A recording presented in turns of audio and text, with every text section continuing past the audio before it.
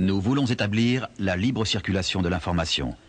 Une nation qui a peur de laisser son peuple juger librement de ce qui est vrai et de ce qui est faux est une nation qui a peur de son peuple. Président John Fitzgerald Kennedy. Le 31 janvier 1992, NBC a effectué un sondage auprès des Américains pour leur demander qui, à leur avis, avait tué le président Kennedy. NBC a reçu 30 000 appels en 3 heures. Pour 51%, ce fut l'œuvre de la CIA. En 1967, seul un homme mettait en cause la CIA, Jim Garrison. Lee Harvey Oswald killed no one at all. So the point is, it wasn't a question of being alone or with anybody. He had nothing to do with the assassination. I had the impression, both before and after the assassination, that Jim Garrison was an absolute nut.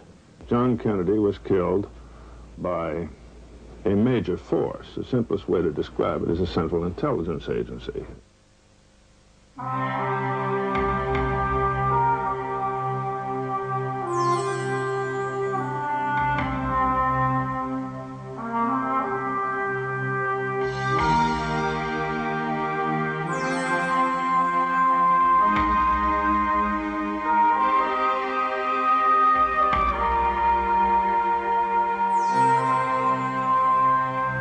I was burned so many times that I stopped giving interviews. In other words, if the words ended up in print, they were twisted in an indescribable fashion. If they were for TV, repeatedly the editing resulted in an absurdity. So I reached a point where I concluded it would be almost useless to try and communicate my position, and I was tired of being harassed. Jim Garrison fut élu district attorney de la Nouvelle-Orléans le 3 mars 1962. C'était son premier mandat. C'était également la première fois qu'un magistrat politiquement indépendant était nommé à ce poste. Il avait 43 ans, près de 4 de moins que le président Kennedy. Contrairement au président, il ne disposait pas de gros moyens, mais comme John Kennedy, il passait extrêmement bien à la télévision. Après avoir été pilote de chasse, il avait appartenu au FBI, il était marié et père de famille. Sitôt installé dans ses fonctions, il entreprit de fermer les cercles de jeux clandestins et les bordels de la Nouvelle-Orléans. Ces initiatives scandalisèrent les autres magistrats qui fermaient les yeux sur ses activités. Ils décidèrent de lui couper ses crédits. Garrison critiqua ouvertement les menées de ces 8 magistrats qu'il avait surnommés les 8 vaches sacrées. Les 8 magistrats, indignés par sa réaction, décidèrent de le poursuivre en justice. Dans l'un de ses attendus les plus célèbres, la Cour suprême jugea que Garrison avait le droit de critiquer des fonctionnaires. Ce droit, Garrison allait en user abondamment pendant 5 ans. Cette fois à propos de l'assassinat du président Kennedy. The case as it stood was a winnable case. It's a rather long story about how the government managed to tear it to pieces like a mad dog. Le 1er mars 1967, 5 ans après son entrée en fonction, Jim Garrison stupéfia l'Amérique et plus particulièrement la Nouvelle-Orléans en arrêtant Clay Shaw, homme d'affaires connu, originaire de cette ville. Il l'accusait de complicité dans l'assassinat de Kennedy. Garrison accusait Shaw d'être l'un des agents de la CIA qui avait voulu faire de Lee Harvey Oswald le bouc émissaire dans l'assassinat de Kennedy. He completely believed that his case would never get that his case would be stopped, that it would never get to trial, either because of his death or for some other reason. If Garrison had succeeded in proving that Shaw was one of the ringleaders and that Shaw was connected with CIA, he would have pulled the plug on the conspiracy, which then immediately causes the public to drop the Oswald idea. If you've got a conspiracy, you've got more than one man up in a window with an old gun, and they would have stared in the face the great big letters, W-H-Y. Why was the president killed? Le président John Kennedy et la CIA. I, John Fitzgerald Kennedy, do solemnly swear that you will faithfully execute the office of President of the United States. that I will faithfully execute the office of President of the United States.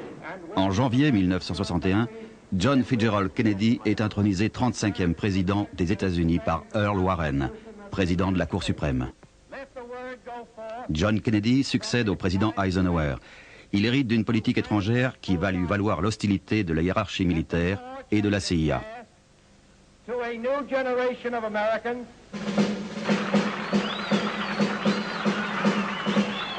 L'Amérique est en pleine guerre froide, mais comme le pays est en paix, les actions militaires sont clandestines et dirigées par la CIA, dont le directeur est Allen Dulles. Du temps d'Eisenhower, la CIA avait les mains libres pour encourager la politique étrangère de guerre froide. In 1953, a few CIA people managed to make some changes in Iran that President Eisenhower liked very much. In 1954, a few of us in Guatemala made some changes that seemed almost without effort. Quand le président Kennedy entre en fonction, il doit immédiatement prendre des décisions concernant 2 régions déjà quadrillées par la CIA. Au Vietnam, d'une part, où Eisenhower a dépêché 15 000 conseillers militaires.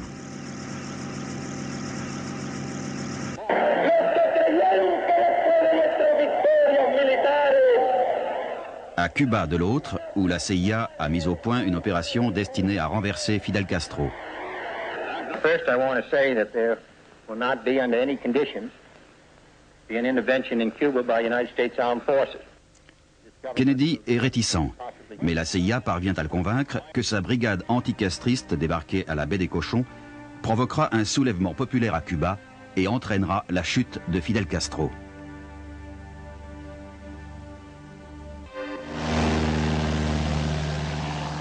L'opération de la baie des Cochons se solde par un désastre. Many of the participants in the Bay of Pigs were on that landing force because I had known them personally in Cuba. À la CIA, certains rendent, à tort, Kennedy responsable de cette défaite, affirmant qu'il n'a pas voulu fournir un appui aérien suffisant. There were people in the agency who loved Jack Kennedy, but not in this particular Bay of Pigs sector. And that's where the rabid people are. Detailed discussions are not to conceal responsibility because I'm the responsible officer of the government. Le président, embarrassé par l'affaire de la baie des Cochons, blâme la CIA. He fired Allen Dulles, longtime director of Central Intelligence, General Cabell as deputy, and it's interesting to recall that General Cabell was brother of the mayor of Dallas at the time President Kennedy was killed. And John Kennedy's words when he fired him were roughly along these lines, that if this were England, I would have to go. But this is America, and you have to go. Well, General Cabell never forgave him for that, especially for causing the end of a brilliant intelligence career. And you can't help but feel that that's not totally irrelevant to the subsequent events when John Kennedy attempted to drive in an open car through the town where General Cabell's brother was mayor. Après enquête sur les activités de la CIA à Cuba, Kennedy est obligé de réduire les pouvoirs des services secrets. The National Security Action Memorandum number 55, dated, I believe, in about early July of '61. And it began with this line. He said, I hold the Joint Chiefs of Staff to be as responsible for advice to me in peacetime as they are for advice in wartime. Well, that positive statement just shook up the establishment because it meant that Kennedy was going to shatter the CIA in 1,000 pieces. Not the exclusive property of Republicans or Democrats. Le président ordonne également le retrait de la quasi-totalité des 15 000 conseillers militaires au Vietnam. This caused rising feelings among the industry. They felt that here's this enormous potential and we're not going to realize it. The gulf between Kennedy and the CIA has widened almost irreparably. Ce désaccord croissant entre Kennedy et la CIA à propos du Vietnam, c'est Arthur Kroc qui le dévoile en première page du New York Times, daté du 3 octobre 1963. Voici en quels termes. À 2 reprises, la CIA a froidement refusé d'obéir aux instructions de Washington transmises par l'ambassadeur Henry Cabot Lodge. La CIA les désapprouvait. L'importance croissante de la CIA est comparée à une tumeur maligne contre laquelle les hauts fonctionnaires et même la Maison-Blanche ne peuvent pas grand-chose.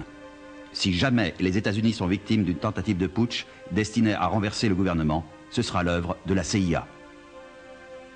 La CIA dispose d'un pouvoir phénoménal et n'a strictement de compte à rendre à personne.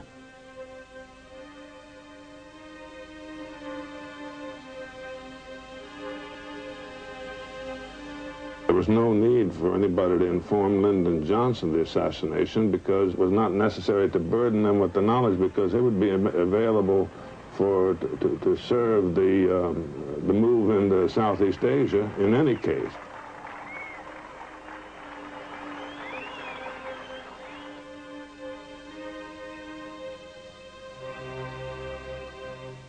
A larger part of the government bureaucracy, meaning key individuals here and there, were aware than one would assume because there was too much of an overnight adjustment. The FBI was in full cooperation with the CIA and the perpetrators of the assassination within hours.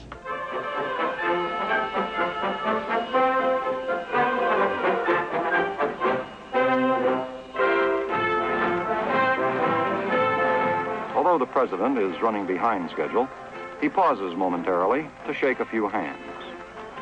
Le 22 novembre 1963, le président Kennedy et sa femme Jacqueline arrivent à Dallas, au Texas. La foule enthousiaste lui manifeste son affection. Mais il y a d'autres manifestations. Sur les centaines de tracts distribués sur le parcours que doit suivre le cortège, on accuse Kennedy d'avoir trahi les États-Unis, d'avoir trahi la Constitution et d'avoir abandonné la souveraineté de son pays au profit des Nations Unies contrôlées par les régimes communistes. Dans le Dallas Morning News du jour, une pleine page de publicité souhaite sarcastiquement la bienvenue à Monsieur Kennedy et non au président Kennedy. On lui demande entre autres pourquoi l'Amérique latine est devenue anti-américaine ou pro-communiste. À Dallas, les mesures de sécurité prises pour protéger le cortège sont curieusement restreintes quand on sait les menaces qui ont été proférées contre le président. Quelques jours plus tôt, à Miami, le cortège prévu a été annulé à la suite d'une menace identique. Le 9 novembre, la police de Miami a découvert un complot destiné à assassiner le président avec des fusils d'assaut. Willie Somerset, un informateur travaillant pour la police et le FBI, a secrètement enregistré une conversation avec Joseph Miltyr, au cours de laquelle le nommé Miltyr, un extrémiste de droite, lui exposait son projet.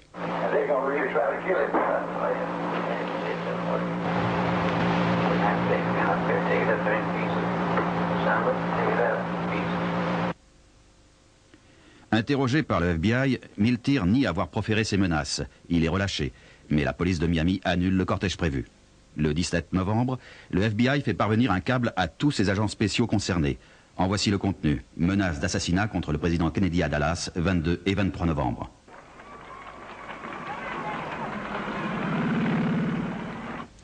Le 22 novembre, l'actuel président George Bush, à l'époque respectable homme d'affaires, révèle qu'un certain James Parrott a parlé de tuer le président lors de sa venue à Houston.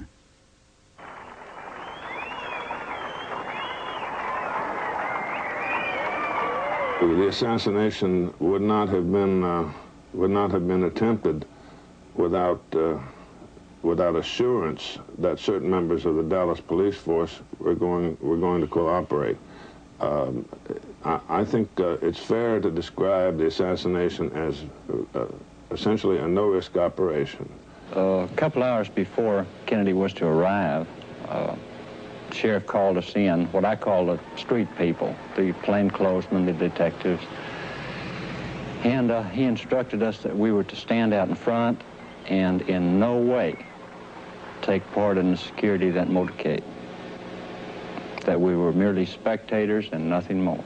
A military unit that has had, in addition to its ordinary duties, a training for what we call presidential protection. They need an order from the Secret Service. In the case of Dallas, the colonel was led to believe that his unit wasn't needed, that another one would be there. Everything was all right. You won't be needed. As late as Thursday, November 21st. The newspapers in Dallas showed the route of the motorcade as it came out Maine, continuing through the extension of Maine, going in the middle of that big pasture they call Dealey Plaza. On Thursday evening, at the 11th hour, the route was changed by the administration of Mayor Earl Cabell. The route was changed to turn right on Houston and then left on Elm, not only going by the ambush nest where the waiting rifles were, but also going by the building in which they had pre-located the Patsy. And the indications are 3 teams at the minimum, with two teams shooting from the grassy knoll, that's 4 men, and at least 1 team in the back, although not on the 6th floor at that window. They could not have been going any faster as they passed the depository, as they passed through the target zone of 11 or 12 miles an hour, which is virtually stationary if you have rifles and professionals waiting for you. It appears as though something has happened in the motorcade route. Something, I repeat, has happened in the motorcade route. There's numerous people running up the hill alongside Elm Street. Stand by just a moment, please. Put me on, Phil. Put me on. The motorcade is coming by here. The presidential car coming up now. We know it's the presidential car. You see Mrs. Kennedy's pink suit. There's a Secret Service man, spread eagle, over the top of the car. We understand Governor and Mrs. Connolly are in the car with President and Mrs. Kennedy. We can't see who has been hit, if anybody's been hit, but apparently something is wrong here. Something is terribly wrong.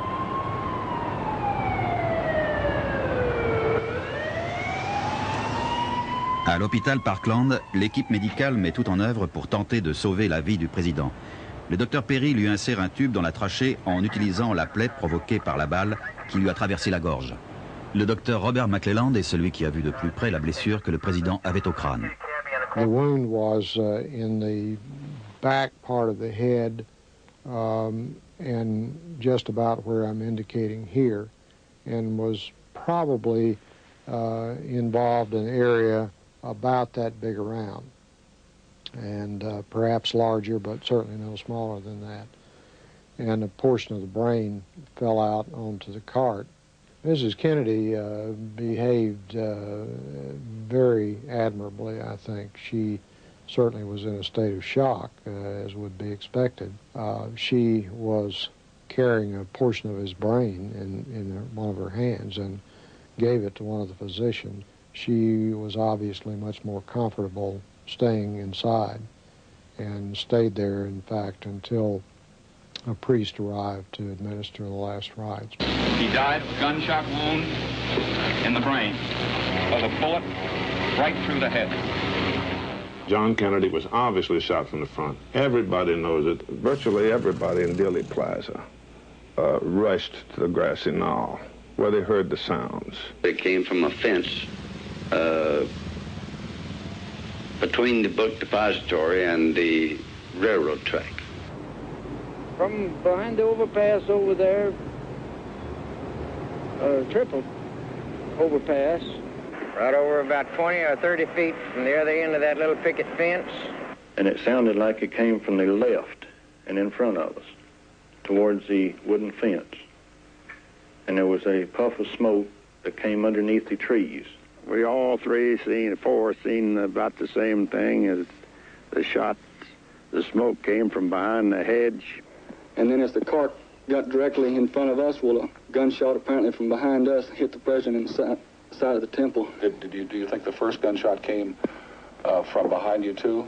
I think it came from the same location. Apparently back up on the mall. When I stated I felt like the second and third shots could not have been fired from the same rifle, they reminded me that I wasn't an expert. There was 3 or 4 real close together, and it was must have been the first one that shot him, because that was the time I took the picture. And during that time, after I took the picture and the shots were still being fired, I decided I'd better get on the ground. I was no more than 15 foot from the car and in line of fire, evidently. Just as Mary started to take the picture and the president came right even with us, we looked at him and he was looking at a dog in the middle of the seat. 2 shots rang out and he grabbed his chest and a look of pain on his face and fell across toward Jackie, and she fell over on him and said, "My God, he's shot."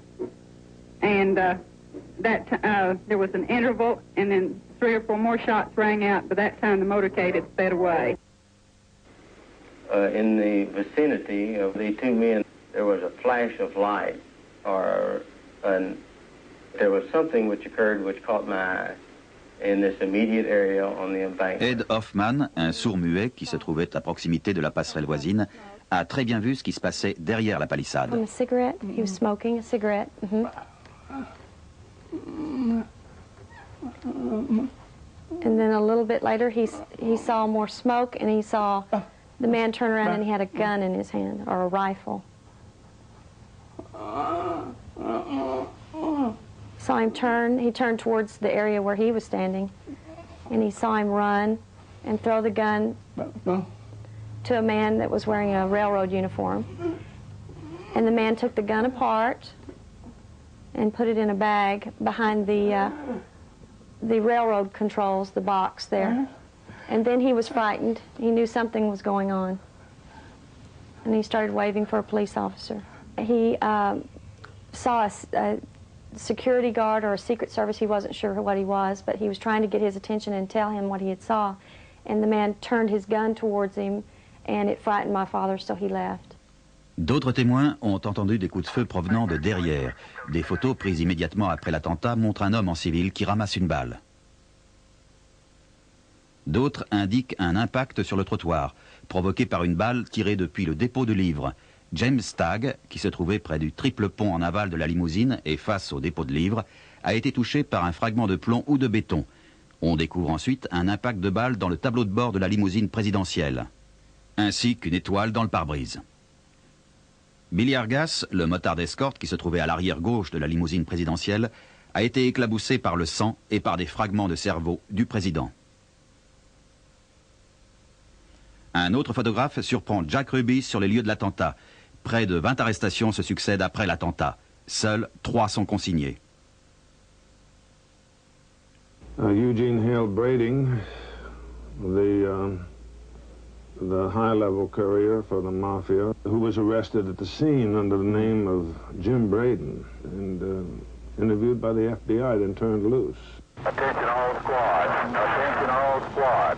The suspect in the shooting at Elm in Houston is reported to be an unknown white male, approximately 30. À 12h45, 15 minutes après l'attentat, la police diffuse le signalement d'un suspect, signalement fondé sur une information. I report that an officer has been involved in a shooting in the 400 block of East 10. À 1h15, l'agent Tippit est abattu à proximité du carrefour Patton. Peu après 13h, la police est prévenue qu'un homme répondant au signalement du meurtrier de l'agent Tippit, un blanc d'une trentaine d'années, s'est introduit dans le cinéma Le Texas sans payer son billet d'entrée. That's the only report that the police got before they sent 15 cars to surround the Texas Theater.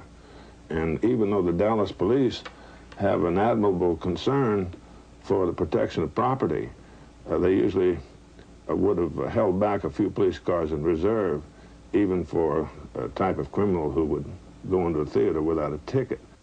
Assistait également à l'arrestation d'un homme d'une trentaine d'années, l'adjoint du district attorney et une armée de journalistes. Without knowing precisely who they were, I think there had to be assurance that there would be, at least at the outset, a few elements of the media that would be cooperative from the beginning, because they had to start off with a certain momentum from the beginning before reality started to interfere with the building of the illusion. À 13h50, 1h20 après l'attentat sur la personne du président, Lee Harvey Oswald est arrêté pour le meurtre du policier Tippit. Placé en garde à vue, on s'aperçoit qu'Oswald a 2 pièces d'identité différentes.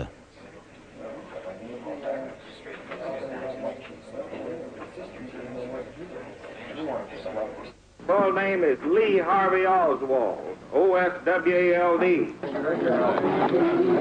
I really don't know what the situation is about. Nobody has told me anything except that I'm accused of murdering a policeman. I know nothing more than that, and I do request for someone to come forward to give me a legal assistance. Did you kill the president? No, I've not been charged with that. In fact, nobody has said that to me yet. The first thing I heard about it was when the newspaper reporters in the hall asked me that question. À Dallas, le policier chargé de l'enquête sur le meurtre de Tippit, l'inspecteur en retraite James Leavell, est le premier à interroger Oswald. His demeanor was awfully calm. I know that I could not have answered the questions in the same manner that he did had I actually been guilty of killing two people. Did you kill the president? No, I've not been charged with that. In fact, nobody has said that to me yet. The first thing I heard about it was when the newspaper reporters in the hall asked me that question. Lee Oswald, who's been rewarded for his work in Russia, in the government's behalf, by being given training as an expert photographer. When they arrested him, he had over $3,000 worth of camera equipment, so he was no ordinary photographer. According to Dallas Police Captain Will Fritz's own notes, he showed the famous backyard photograph to Oswald during the 12 hours of interrogation. And Oswald said it's a fake, and I could prove it, and I will prove it in time. Peu après l'arrestation d'Oswald, la police découvre deux photographies montrant Oswald qui pose fièrement en brandissant deux journaux communistes, un fusil et un pistolet. Stephen Jaffe, expert photographe chargé d'analyser les clichés, confirma pour Jim Garrison ce qu'Oswald ne vécut pas assez longtemps pour prouver lui-même. Whoever framed Oswald evidently used only one picture of his face and planted it on someone else's body. Then to give the face on the right a different look, it seems they airbrushed some of the facial features and tilted the head slightly, and in doing so, they tilted the shadow under his nose. That it was one face is easily demonstrated. If you take the face on the right and superimpose it over the face on the left, the features line up. But when you slide the face back, you see that it had to be tilted. The second and more obvious proof is with the position of the bodies. The body on the right seems to be closer to the camera. If so, the head should be larger. However, you can see when you slide it over the face on the left, the faces are the same size. This means the bodies should be the same height. They are not. La nouvelle de l'arrestation d'Oswald fut aussitôt diffusée dans le monde entier.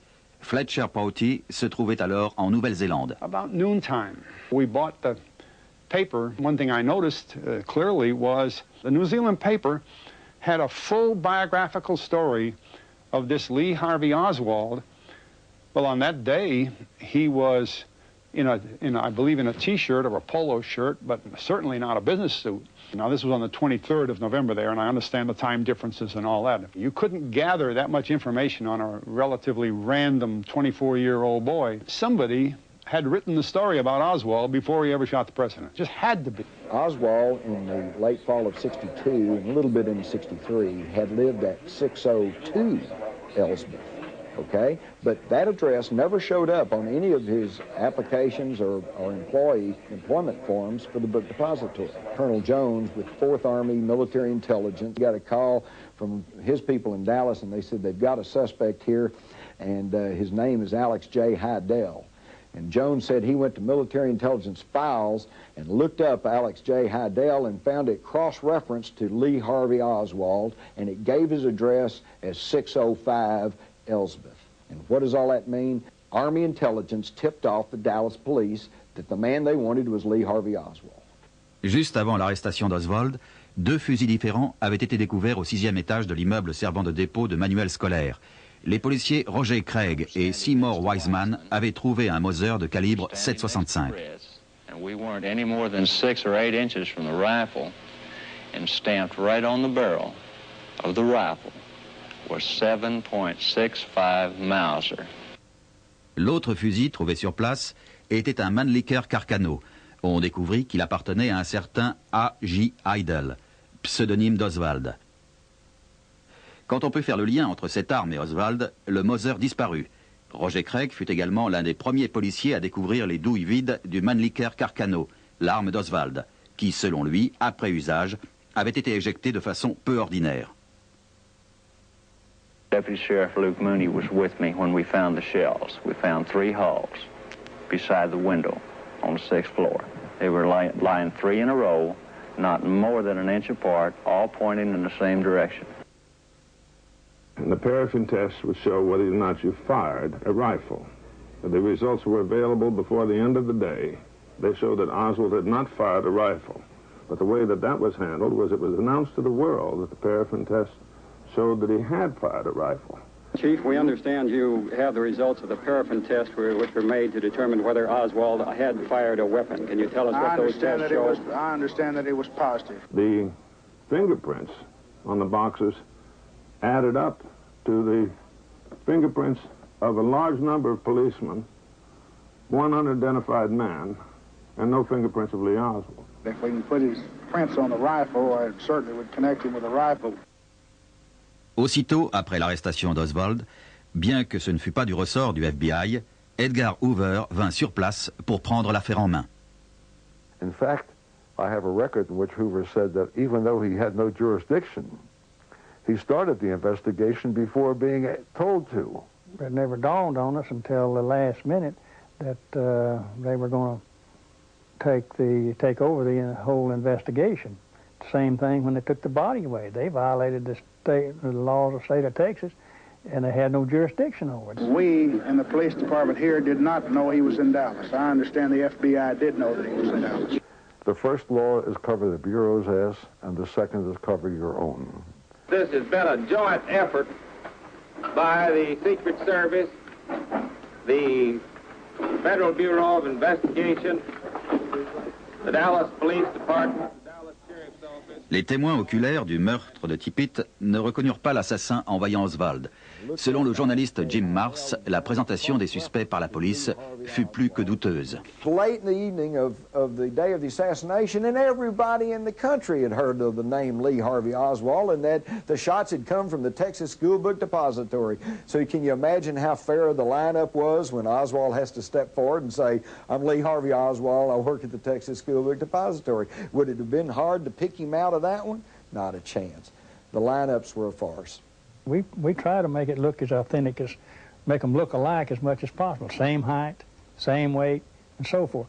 Now, in Scoggins, he said that him mouthing and raising hell, he did. Well, he didn't raise all that. He did complain because he said, I got a T-shirt on and the rest of them got shirts on. Well, nothing more than that. I do request for someone to come forward to give me a legal assistance. How do you sum him up as a man, based on your experience with criminal types? Oh, I think it's a man that planned this murder weeks or months ago and has laid his plans carefully and carried them out and has planned at that time what he's going to tell the police. I emphatically deny these charges. He would have been acquitted in any courtroom in the world. Oswald fut interrogé par le FBI et par la police de Dallas pendant plus de 12 heures. Il n'y eut aucune transcription officielle de cet interrogatoire. Le capitaine Wilfrid déclara par la suite que les locaux étaient trop exigus pour accueillir un sténographe. Selon une note confidentielle du FBI, J. Edgar Hoover avait donné ordre à ses services de convaincre l'opinion publique. Oswald est bien l'assassin. Il faut boucler l'enquête car on est en possession de tous les faits essentiels. Oswald was not involved in any way. As a matter of fact, he was standing on the first floor watching the parade. Au moment où les premiers coups de feu étaient tirés sur le président, James Hawkins, photographe de l'Associated Press, prit cette photo. À l'arrière-plan, debout sur le seuil de l'entrepôt, on aperçoit un homme qui ressemble à Lee Harvey Oswald. Le FBI, après avoir soi-disant soigneusement analysé les photos de l'arrestation d'Oswald et sa chemise, déclara que l'homme qui se trouvait sur le seuil avait été identifié. Il s'agissait d'un certain Billy Lovelady. Charles Bronson a pris ce film au moment de l'attentat. Il l'a communiqué au FBI parce que, selon lui, il montrait le dépôt de livres scolaires à l'instant précis où les premiers coups de feu étaient tirés. Après analyse, le FBI fit savoir que le film ne montrait pas le bâtiment d'où les coups de feu avaient été tirés et qu'il n'était pas assez clair pour permettre une quelconque identification. It's not possible to look at something for 5 seconds if you're paying any attention and not recognizing a building, especially the most notorious building in the world at that time. Even worse, not sufficiently clear for identification purposes means no Oswald with a smoking gun. If it didn't have Oswald with a smoking gun, the FBI didn't want the pictures.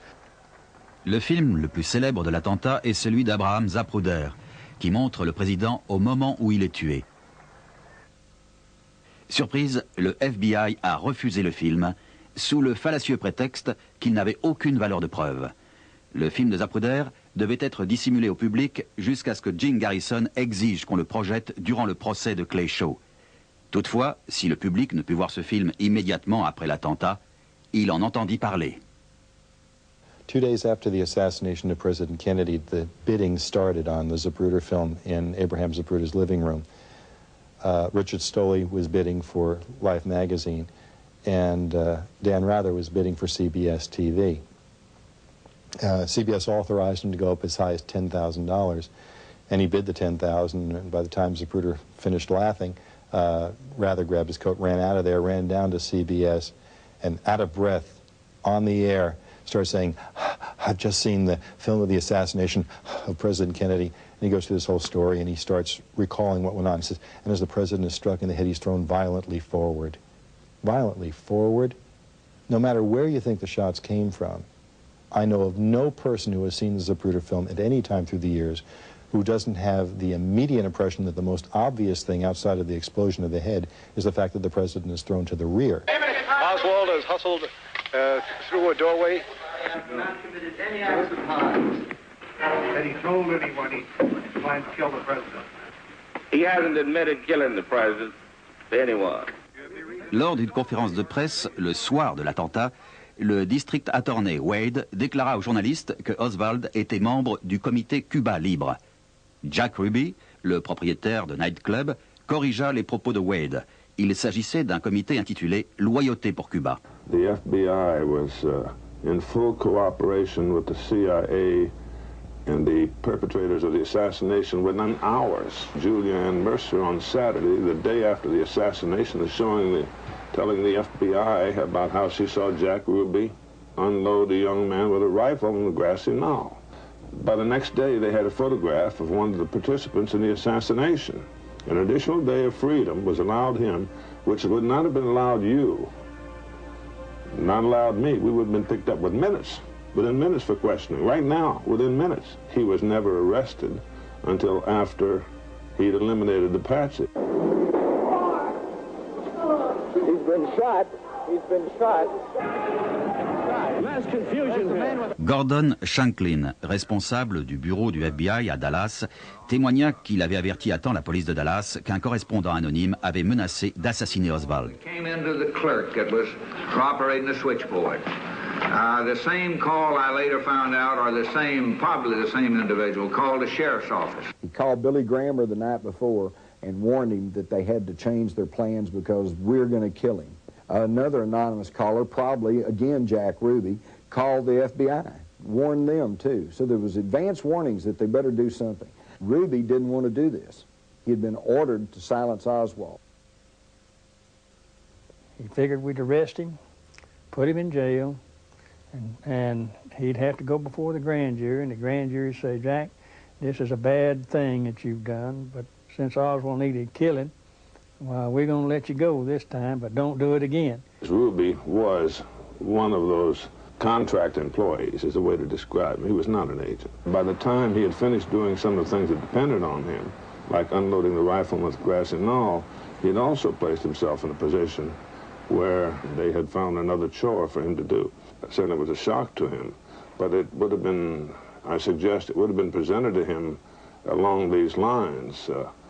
Well, Jack, baby, don't say no. I mean, After all, you did participate in the assassination of the president. Instead of throwing Oswald in the car that was already sitting there ready to go and rushing him to the hospital, they dragged him back into the jail office. They called for an ambulance, which showed up 6 or 7 minutes later. Parkland furnishes the city with this intern on Saturdays and Sundays, and that's part of his training.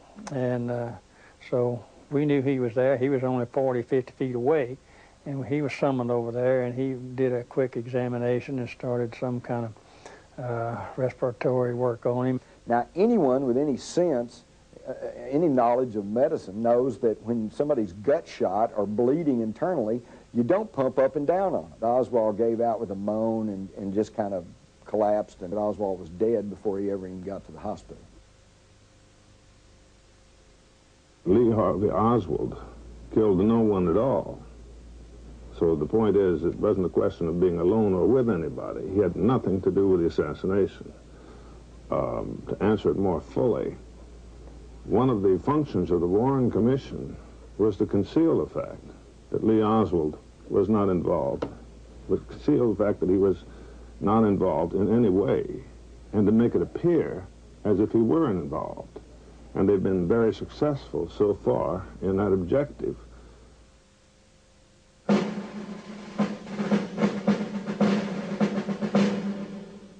This is a sad time for all people. We have suffered a loss that cannot be weighed. For me, it is a deep personal tragedy. I know that the world shares the sorrow that Mrs. Kennedy and her family bear.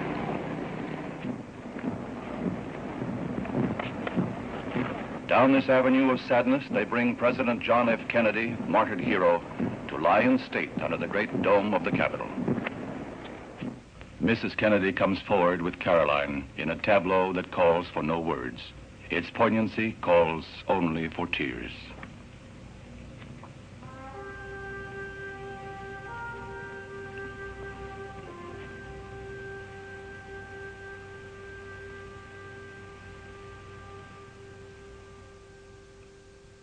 Le président John Fitzgerald Kennedy mourut le 22 novembre 1963. Avec lui s'éteignit également sa politique étrangère. President Johnson represents a sorrowing people. They had Johnson there, too, his successor-to-be, in the situation where he had to hear the gunfire, and he heard the gunfire. And that is apparent by the fact that he changed the foreign policy of the United States in regard to Asia within 72 hours. As a matter of fact, he changed it on the following Sunday. After the eulogy, after attending the eulogy in Washington, he met with the chiefs of staff, and in effect his message was, tell them in Vietnam that everything's changed, 180 degrees. We're going to back them all the way. An eternal flame is lighted before the grave by Mrs. Kennedy, the first such memorial to burn in Arlington Cemetery. She is followed by the President's brothers, Robert and Edward. Bobby was so devastated by his brother's death that he kind of took a view, what difference does anything make? He's dead. Après la mort d'Oswald, on se mit à soupçonner l'existence d'un complot destiné à assassiner Kennedy. Le Congrès ordonna une enquête. Cette enquête fut stoppée par un mémorandum de Nicolas Katzenbach, alors chargé de la justice à la Maison-Blanche, qui suggérait la création d'une commission présidentielle. Une autre enquête, diligentée au Texas, fut également stoppée par ce mémorandum qui disait entre autres « L'opinion publique doit se contenter de savoir qu'Oswald est l'assassin ». Was the assassin. It's before the first witness was questioned. There was no investigation. But the public must be satisfied that Oswald was the assassin. He doesn't even say that Oswald was. Just that the public has to be satisfied that he did not have Confederates who are still at large.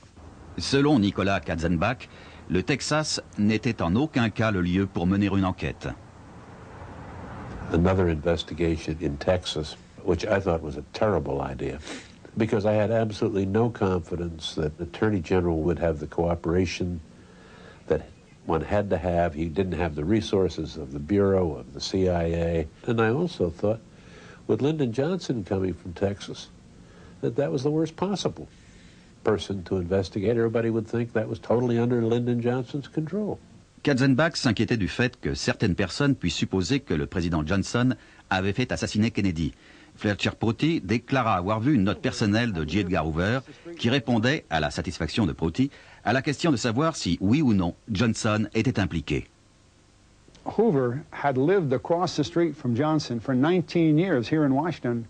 They were old buddies. They borrowed each other's lawnmower. You know, they were old friends. They weren't just president and head of the FBI. Johnson said, "You're sure you have the man that did it?" He said, "Oh, yes." He said, "Oswald." He was up there in he said, 5th floor of the building. He missed by a floor, but that's, we'll give him credit from that. And then Johnson said, "Were any of them fired at me?" I think that clears up the question of whether Johnson was involved. If he thought they were shooting at him, he didn't hire the gunner. You always had the fear that this could be some kind of conspiracy involving the Soviet Union. And that was such a horrible thing to try to think of. If they could miscalculate in that kind of a way, doomsday was pretty darn close. Le président Johnson informa le président de la Cour suprême, Earl Warren, que la CIA lui avait fait parvenir des informations explosives depuis ses bureaux de Mexico, bureaux dirigés par David Etley Phillips. Selon Lyndon Johnson, la CIA avait des photos et des enregistrements de Lee Harvey Oswald s'entretenant avec l'agent russe chargé des exécutions 2 mois avant le meurtre de Kennedy. Seul un homme aussi intègre que Earl Warren pouvait empêcher une catastrophe. So, after the meeting, after probably initially saying no 30 times, Chief Justice Warren comes out of the Oval Room with tears running down his face. And for reasons which I think are probably essentially altruistic, has regarded to head an investigation in which he knows the result has to be, in one way or another, has to be false. Le 29 novembre 1963, 7 jours après l'assassinat du président Kennedy, la commission Warren était créée. Elle se composait de 7 membres. L'un des premiers nommés par le président Johnson fut Allen Dulles, ancien directeur de la CIA, démis de ses fonctions par le président Kennedy après l'affaire de la baie des cochons. Katzenbach had his way. There were no public hearings. There were hearings behind closed doors. This is the most amazing thing. If today someone, or even at that time, some judge said, this is a story about an abused child who was sexually abused, or some other salacious rape case or something, I don't want this to be public, the ACLU would be knocking on the federal courthouse with an injunction on behalf of CBS, the New York Times, the Washington Post. We have a right to know, etc. This is the investigation, hearings into the death of the President of the United States. There was not an editorial in the New York Times or the Washington Post or any other newspaper in America for 9 months as the hearings went on, saying, open the door, let the American people in.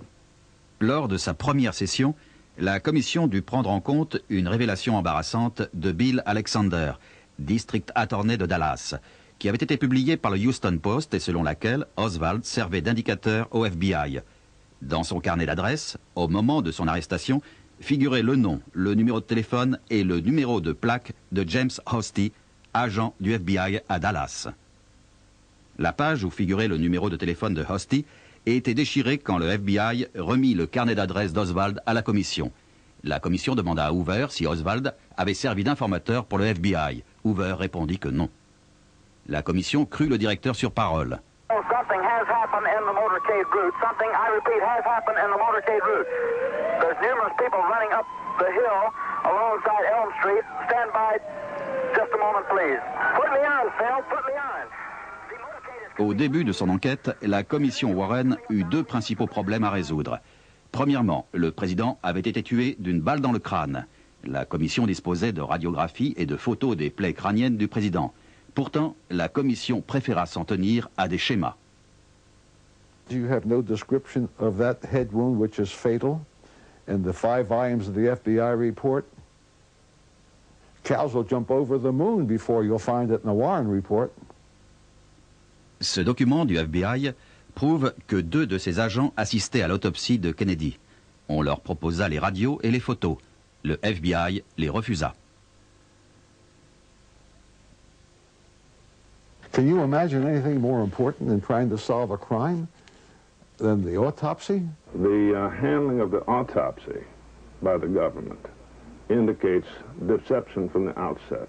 The burning of the notes by Commander Humes. He burned it in the fireplace. No questions were asked. The word was given clearly to Commander Humes of the results they wanted. And one of the results they had to obtain for the government position to stand up was that the shot came from the back. Toutes sortes de témoins oculaires affirmèrent que le président avait été abattu de face. On les ignora. On les fit taire. Jack Ruby avertit Earl Warren et Gerald Ford qu'il voulait dire la vérité. Il demanda qu'on le transfère à Washington parce qu'il craignait pour sa vie à Dallas. Son offre fut rejetée. The world will never know the true facts of what occurred, my motives. The people that had so much to gain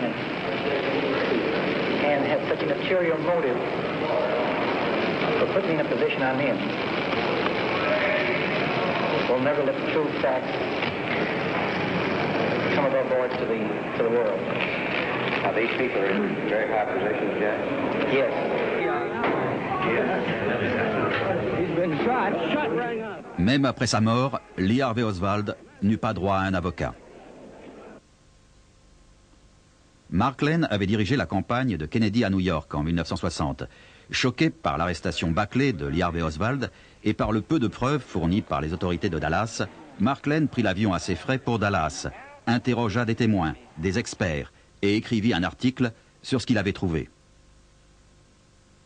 I called Carrie McWilliams, who was the editor of Nation magazine, and I said, Carrie, I have something now I want you to publish. She said, great. About the housing problem, about drug addiction. I said, no, about the Kennedy assassination. Don't bring it over. I don't want to look at it. I said, I'd just like you to look. Don't bring it over. And he hung up. And that was the response I got throughout the United States. I went to see Jimmy Wexler, good friend of mine, editor of the New York Post. And he said, don't publish it. I said, well, the National Guardian said they would publish it. He said, no, don't. No, don't publish it anywhere. You can't get it published in any respectable publication. Don't give it to them. I said, what should I do, burn it? He said, yes. So I took it to the National Guardian. They published it. There was an editorial in the New York Post by Jimmy Wexler, my friend, which said, why did he take it there when anyone in America would have published it? Why did he start on the... La mère d'Oswald lut l'article de Mark Lane et lui demanda de défendre la mémoire de son fils. All I wanted to do was write an article. That's all I wanted to do 28 years ago, was write this one article about the matter, and I thought that would relieve me of my responsibility, but I met with her. And she said, I read your article. Will you go before the Warren Commission and see to it that he gets a fair shake? And I said, yes. And I said, but listen, you can't really be my client, because if I find out that he did it, I want to feel free to say that. She said, do it. I'll write it down. He didn't do it. He worked for American intelligence. They sent him to do various things, but he would not kill the president. He would never do that.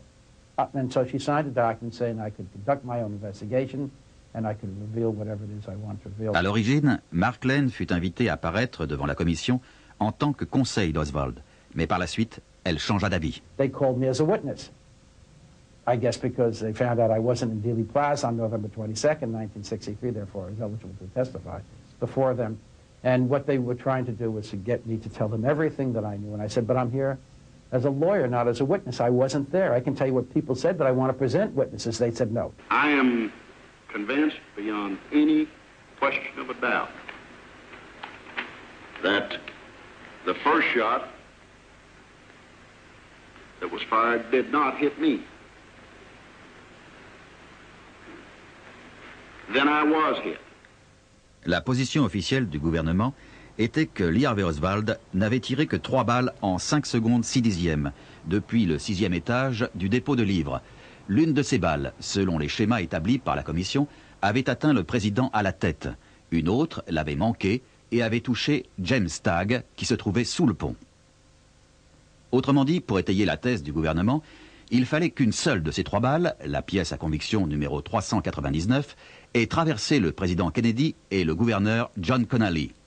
Cette balle, quasiment intacte, celle qui, d'après les experts balistiques, était la seule qui ait pu être tirée par le Mannlicher Carcano d'Oswald, fut retrouvée par hasard sur un chariot de l'hôpital Parkland. You might have among the shooters some individuals who were unsophisticated in their other talents and limited to, say, the shooting, which appears to be the case. But in Jack Ruby, they had a triple hat man, and one of the functions, I'm satisfied, was dropping that pristine bullet, number 399, if I recall, onto the right stretcher. La commission savait que si l'une des balles avait manqué son but, et si l'autre avait touché le président à la tête, cela signifiait, dans l'hypothèse où seul Oswald était en cause, que la troisième, la balle magique, avait blessé le président à la gorge et touché le gouverneur Connally en de multiples endroits. Selon Garrison, en voulant prouver l'existence de cette balle magique, imaginée par Arlen Specter, la commission avait produit l'un de ses schémas les plus imaginatifs. Voici le schéma de la commission qui explique, selon le gouvernement, comment la pièce à conviction numéro 399 a provoqué tous les dégâts. La balle, selon les schémas de la commission, traverse le cou du président sans toucher un os. Ricoche pour pénétrer dans le dos de Connally, fracassant 10 cm de sa 5e côte. Ressort sous le sein droit. Ricoche vers le bas, fracassant le gros os du poignet droit. Puis bifurque sur la gauche pour se loger dans la cuisse gauche. Elle y demeure jusqu'à l'hôpital Parkland, où elle tombe sur un chariot. Parfaitement intacte.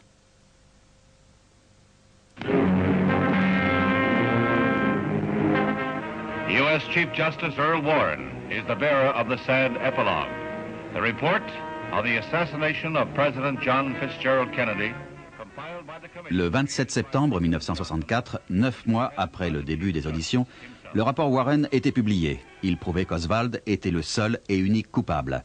Jim Garrison déclara que la commission aurait pu économiser l'argent des contribuables, étant donné que le magazine Life était déjà parvenu à la même conclusion 8 mois et demi plus tôt, lorsqu'il avait publié en couverture la photo de Lee Harvey Oswald posant avec les armes qu'il avait utilisées pour assassiner le président Kennedy et l'agent Tippit. The head of CBS, Bill Paley, had been involved with the CIA from the time that it was the OSS. He'd always been a loyalist to him. And CBS invested their own credibility in this at the very, very beginning. At the moment of the release of the report, they were in the middle of a 2-hour special backing the report before it had ever been released. They had produced it, they had it ready, they had the interviews done. And they took him down to Dealey Plaza and they said, okay, Mr. Nix, where did the shots come from? Where did you hear the shots come from? From a fence between the book depository and the railroad track. Cut. Now, Mr. Nix, where did you hear the shots come from? It came from a fence. Cut. They finally pulled him aside, this man did, and pulled him aside and said, now, Mr. Nix, what did the Warren Commission say? Where did they say these shots came from? From the book depository. And they said, that's right, and that's what we want you to say. And I remember riding home with him. He was so upset. I mean, he would hit the driving wheel, the steering wheel, and say, why? I mean, they try and make me look like I'm insane. And I know that's where they came from. I know that's where the shots came from.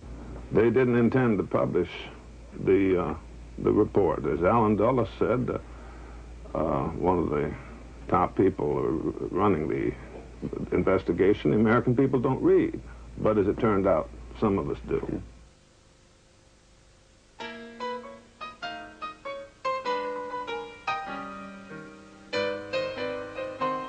Full name is Lee Harvey Oswald, O-S-W-A-L-D.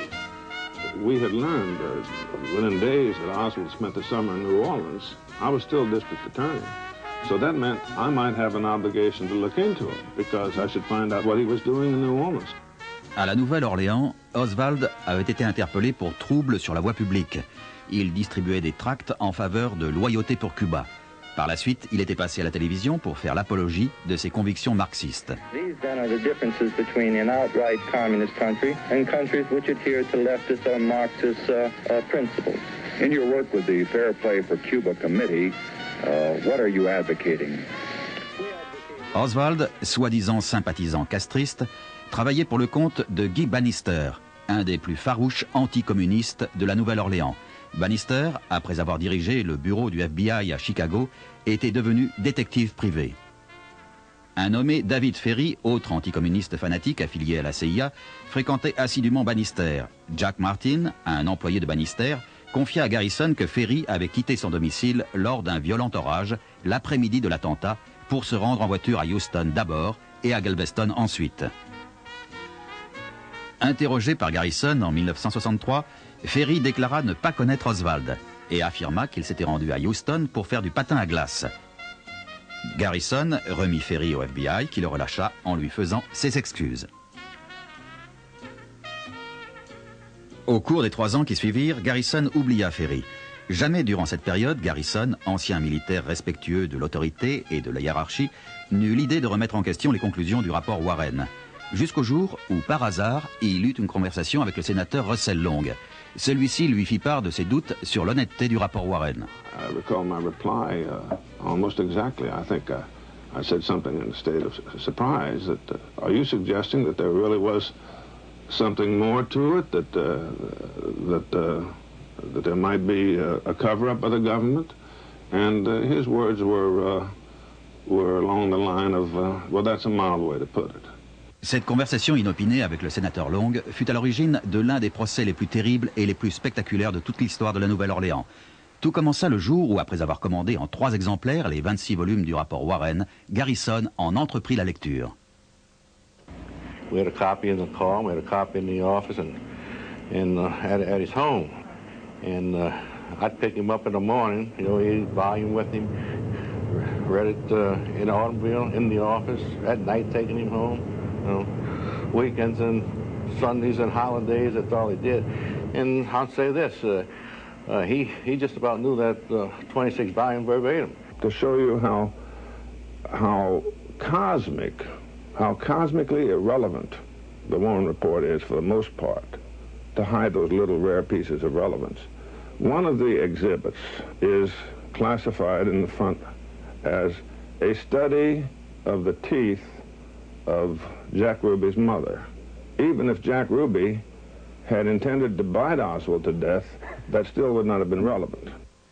Dans le rapport Warren, Garrison découvrit que Dean Andrews, avocat à la Nouvelle-Orléans, avait été contacté le 23 novembre pour défendre Oswald. Garrison apprit ensuite que c'était un certain Clay Bertrand qui avait fait appel à Dean Andrews. Or, ce n'était pas la première fois que ce Clay Bertrand semblait vouloir aider Oswald. Dean Andrews was paid for, was being visited by Lee Oswald with regard to some legal problems he had with his wife, Marina, and we found that the man who used the name Clay Bertrand was making the payments. Garrison apprit par des informateurs que Clay Bertrand fréquentait également l'officine de Guy Bannister, tout comme Oswald et Ferry. Convaincu que Ferry avait menti en déclarant qu'il ne connaissait pas Oswald et qu'il était allé patiner à Houston, Garrison ouvrit sa propre enquête officielle mais secrète. We started digging into Oswald's background, his acquaintances, found he was being used and manipulated for some reason, dug back into those witnesses, and ultimately found ourselves dancing with the Central Intelligence Agency. Jim went into what I call a tirade about the CIA, our CIA killing our president. And I had heard this so many times, and I was tired from my trip to Houston, and I really didn't know anything else to say, and I wanted to go home. And I just said, in a down way, I said, Jim, if the CIA killed the president, there's nothing a chicken shit assistant DA from New Orleans is going to be able to do about it. And sort of resigned that I was probably going to get fired for that comment.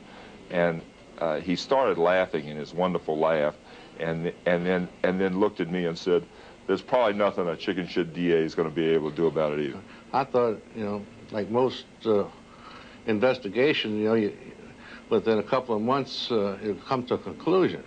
I never figured it would mushroom the way it did. Sur la trace de Clay Bertrand, Garrison trouva des témoins qui déclarèrent qu'il correspondait à la description de Clay Shaw. Clay Shaw était président de l'International Trademark et l'un des citoyens les plus en vue de la Nouvelle-Orléans. Parvenu à la conclusion que Oswald et Ferry étaient associés et que Shaw pouvait bien être le mystérieux Clay Bertrand, Garrison s'apprêtait à poursuivre ses investigations quand son enquête fut brutalement rendue publique le 17 février 1967.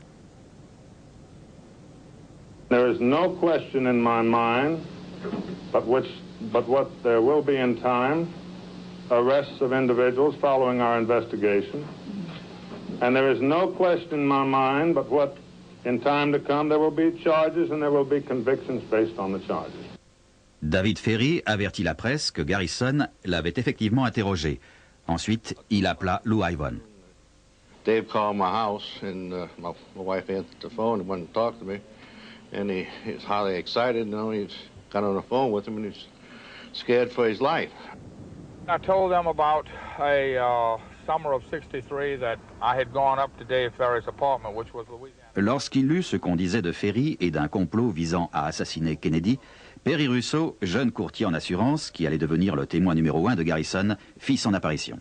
Ferry was in control of the gathering, and he was in one of his obsessive evenings concerning his hatred of the President of the United States. Russo déclara à Garrison qu'il avait surpris une conversation entre Ferry, Oswald, des Cubains et Clay Bertrand qui projetaient de descendre Kennedy en tir croisé. Russo déclara que s'il se faisait connaître, c'était parce qu'il s'était trouvé là par hasard. Il refusait d'être impliqué dans l'enquête de Garrison. Mais quand on lui montra une photo de Clay Bertrand, il reconnut Clay Shaw. Shaw was introduced to me as Bertrand. Moins d'une semaine plus tard, Lou Ivan reçut un coup de fil désespéré de Ferry. C'était son dernier appel.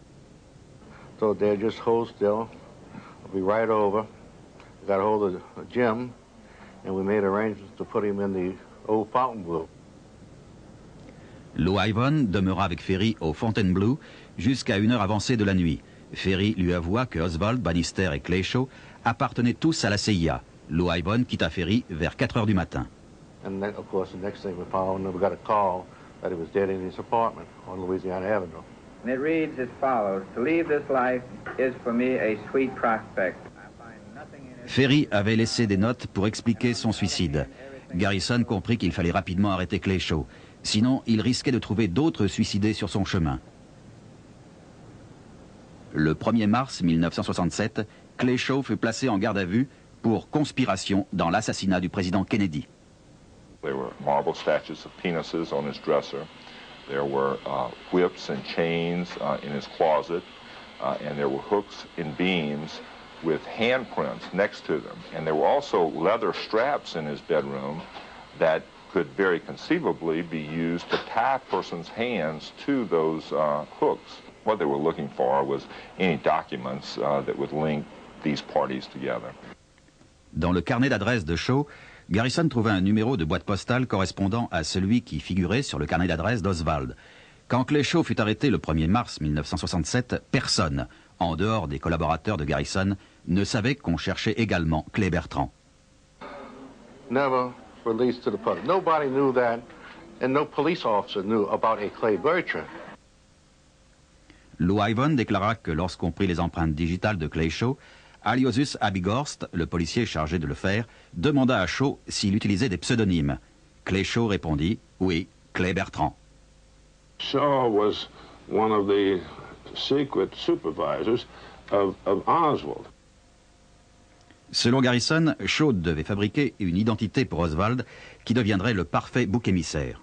Not only did we not have the cooperation of the federal government, but in fact, they were the enemy. And we had 12 assistant DAs, I believe, and maybe about 10 investigators. No agency, law enforcement agency was cooperating with us, even our own police department. He called me and said, you know about my situation, you know what I'm doing down here? And I said, yes, I do.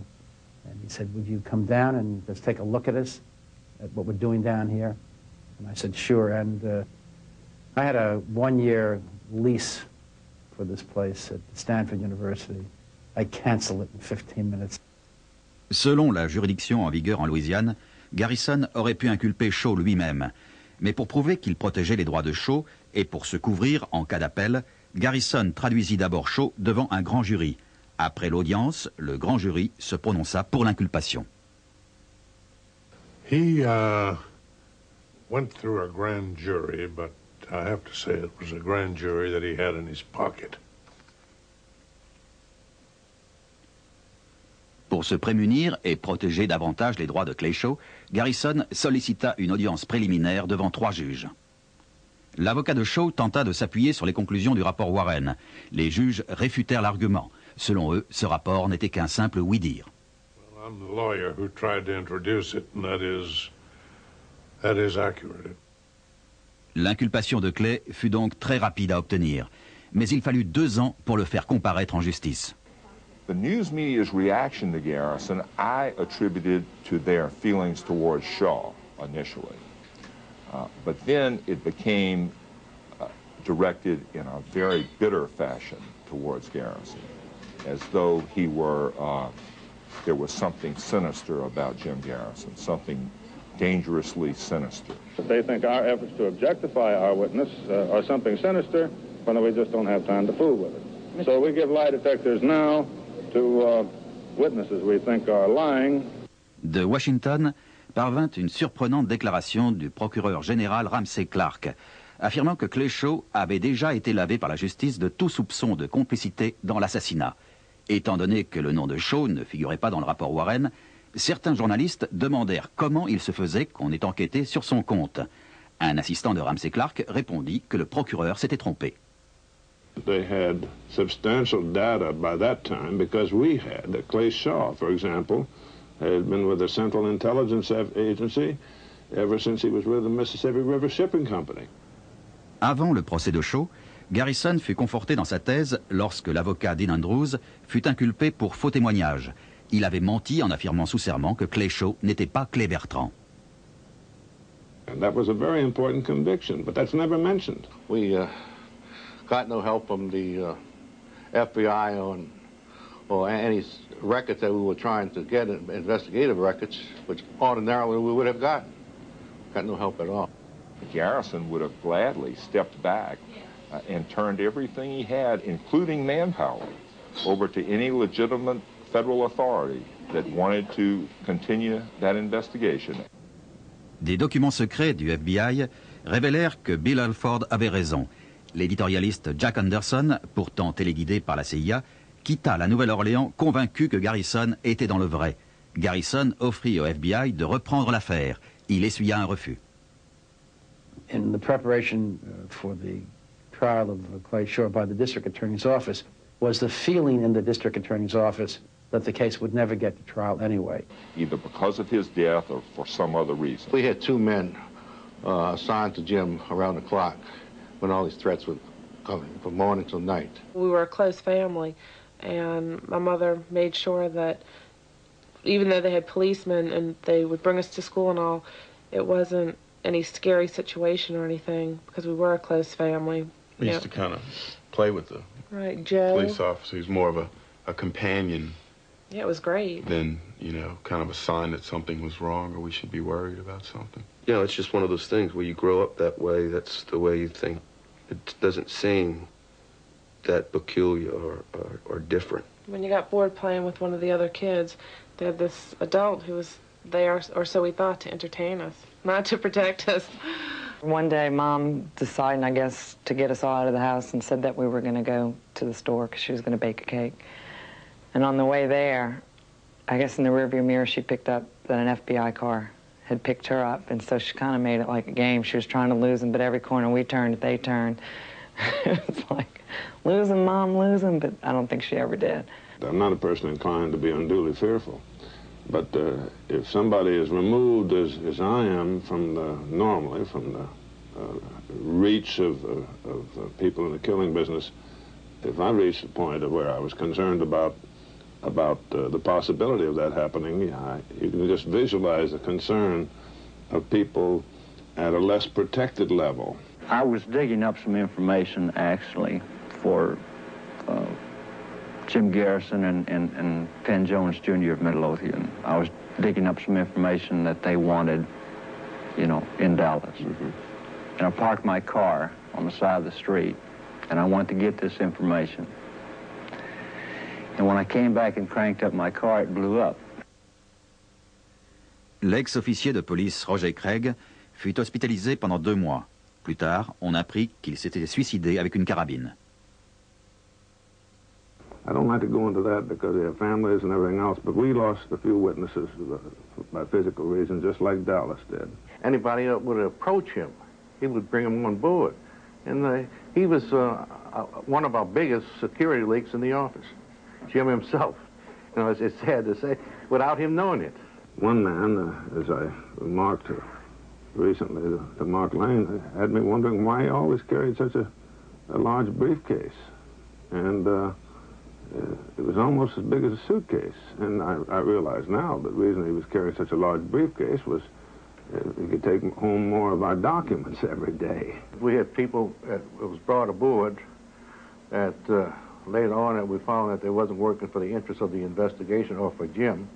You know, and I'm talking about people that were giving our records away. If they can't remove you, and they do assassinate in the United States, and they've been doing it for years, and I'm sure they still do, because there's no reason for them to change their policies. Now they've been continually successful. If they can't kill you, they concentrate on discreditation. En juin 1967, au cours d'une de ses émissions, la chaîne de télévision NBC voulut discréditer la thèse de Garrison et les témoins qu'il avait réunis. Can you say positively that the person you knew as Clay Bertrand is not the person you have seen as Clay Shaw? Scout's honor, he is not. In my conversations with Perry Russo, he has stated that his testimony against Clay Shaw may be a combination of truth, fantasy, and lies. He was not investigating any facts. His only purpose was, and he stated it pointedly, he said, I'm going to take Garrison out of this. He says, you're going down with him. He said, if you want to go, he says, you go with him, because he says, you're finished. He says, now there is a way out. And I said, what would that be? He said, you go over to Biloxi, Mississippi. He said, we have a motel over there. He says, you're to walk in the motel. Clay Shaw will be in there, and you're to walk out and state on television that you do not know Clay Shaw, you have never seen him, and that he was never up at the Dave Ferry. À l'insu de Walter Sheridan, le reporter de NBC, Garrison avait muni Perry Russo d'un micro pour pouvoir enregistrer leur conversation. You're to state that Oswald was never at Dave Ferry's apartment. And number 4 is you know nothing about any Kennedy plotters or any plot to kill the President of the United States. And I said, if I do that, what do you suppose would happen to me in New Orleans? Perry Russo is an amazing witness. You have to remember that the defense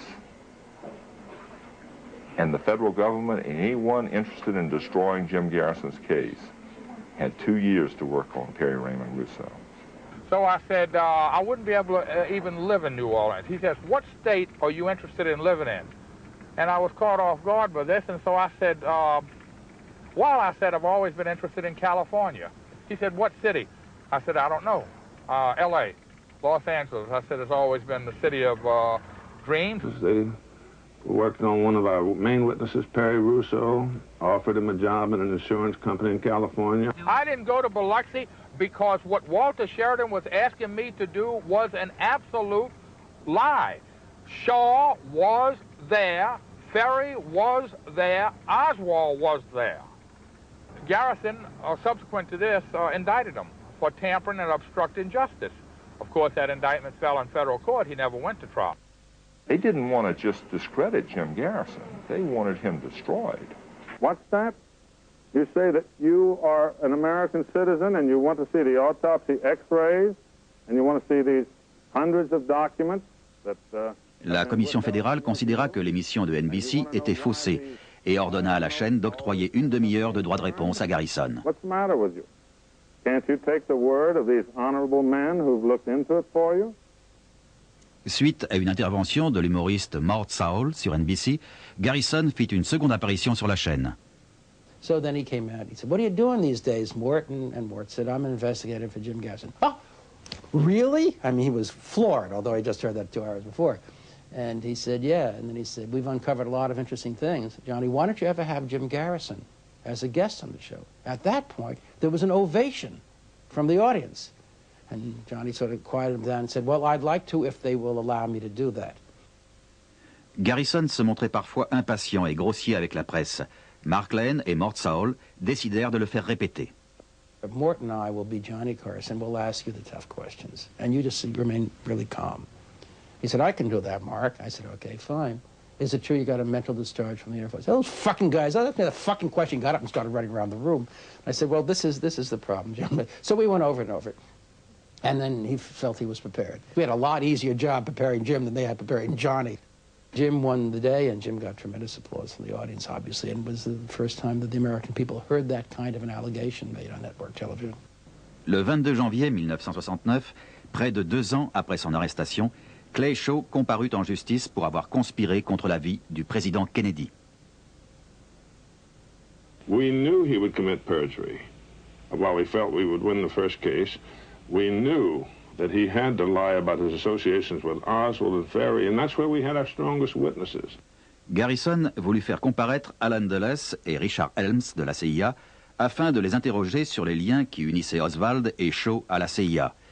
Les autorités fédérales refusèrent. Par le biais d'une autre procédure, Garrison put en revanche obtenir le film d'Abraham Zapruder. Pour la première fois, un jury de citoyens américains allait voir le film de Zapruder dans son intégralité.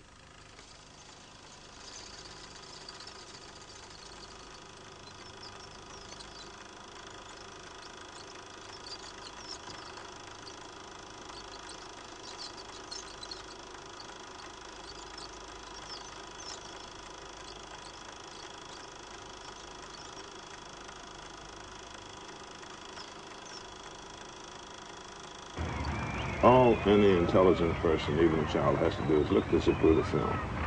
After the shot hits him in the head, the critical shot, John Kennedy goes backwards towards the back of the car. So he's almost blown out of the back of the car.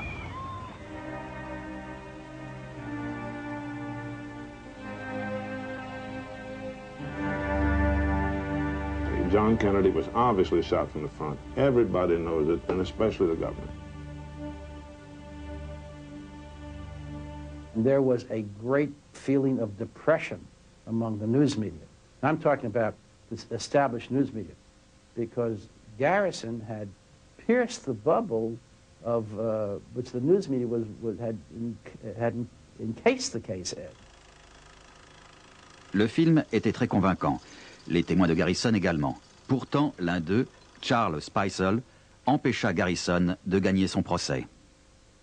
The question I posed to Jimmy is, didn't anyone talk to this guy before you put him on the stand? An accountant in New York City who had said that he had met Shaw and Oswald at a party.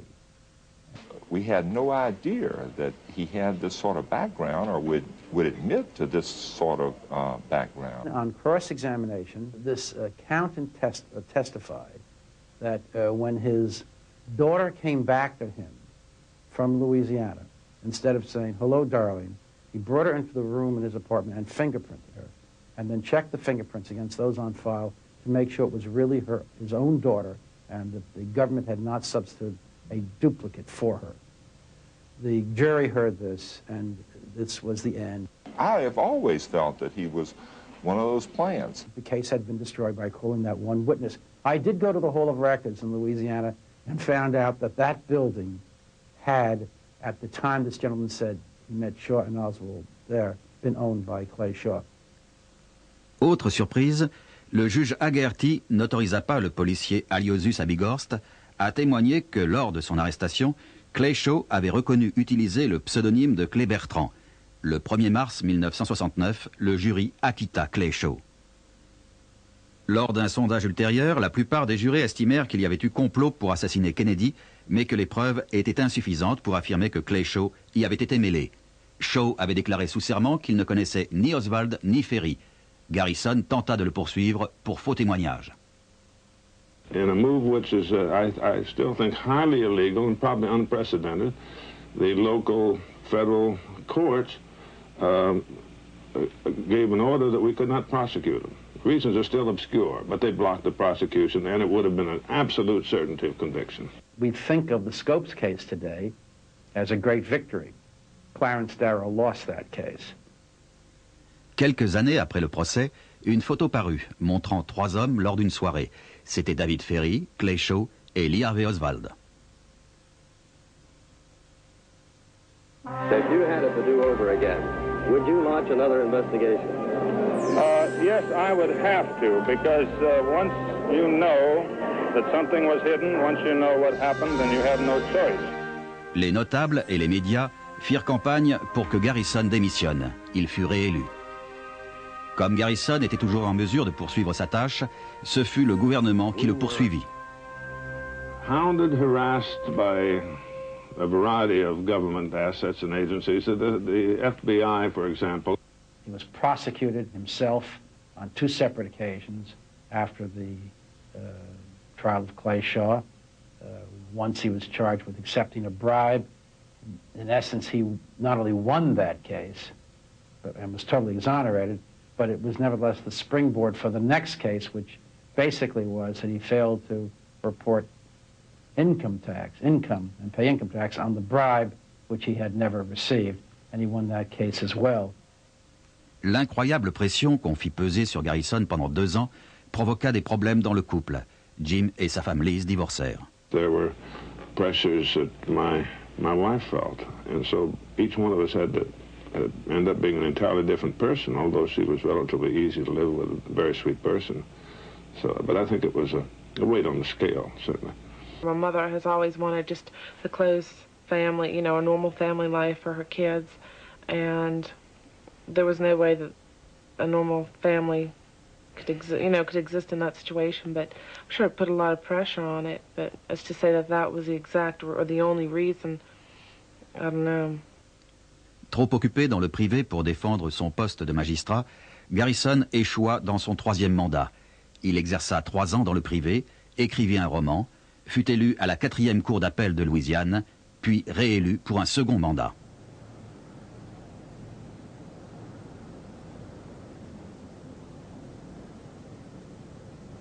And I realized I was suddenly an object of interest to the agency. I guess I might have assumed that earlier, but it didn't occur to me. I guess part of me still thought I was living in the country I was born in. So the conclusion I would give you was they did everything they could to tear the office apart, to tear the trial apart. And they did tear the trial apart. But the time came when I was no longer district attorney. Whatever their explicit objectives were, they accomplished them, but I would have to reply. On the other hand, the agency, when it was all over, they knew they'd been danced with.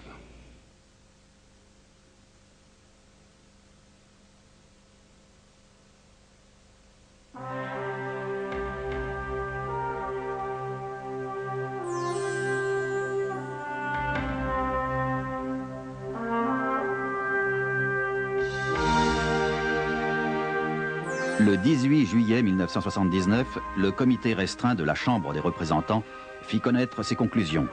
Il y avait bien eu complot pour tuer John Kennedy et Martin Luther King. Les conclusions de ce comité vengeaient finalement Jim Garrison et tous ceux qui avaient critiqué le rapport Warren. Garrison, qui avait pris sa retraite en 1991, juste avant son 70e anniversaire, tirerait davantage de satisfaction de la revanche qu'allait lui offrir le cinéma. Oliver Stone fonda son film JFK sur l'enquête de Garrison et sur le procès de Clay Shaw. Malgré les critiques qu'on a pu adresser au film, il donne de l'attentat une vision nouvelle, soigneusement censurée auparavant par les médias.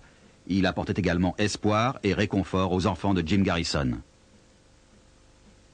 There's so much criticism of it because they're saying it distorts history, but what's the alternative except the Warren Commission is history?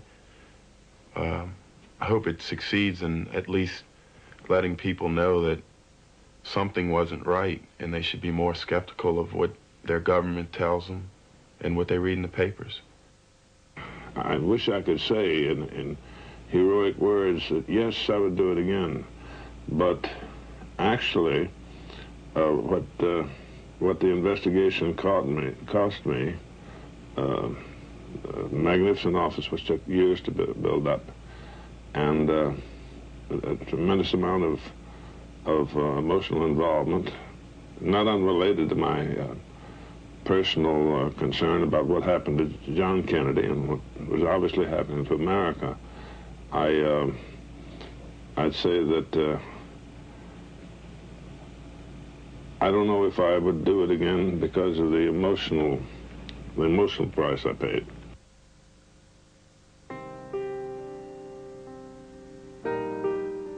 Garrison déclara qu'il ne s'était jamais pris pour un héros. Tout simplement, il avait fait son travail de magistrat. Les véritables héros, c'étaient les simples citoyens américains qui, pour faire triompher la vérité, n'hésitaient pas à mettre en péril leur emploi ou même leur vie.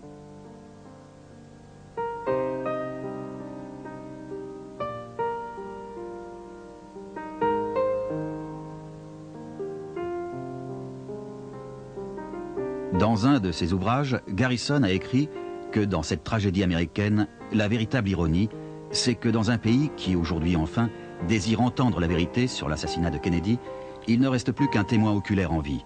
Cet unique témoin a vu 2 hommes derrière la fameuse palissade, et ce témoin est un sourd-muet.